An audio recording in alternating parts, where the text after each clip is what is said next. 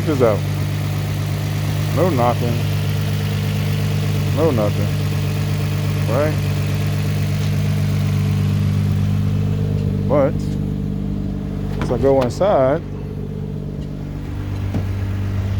right?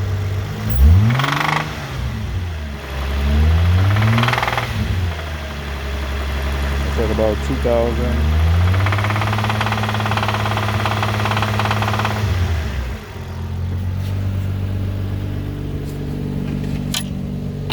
So I'm thinking that it could be a starter thing, transmission thing, but it doesn't really sound like rod knock. I mean, it sounds like rod knock, but I'm not sure. So I don't know. Tell me what you think.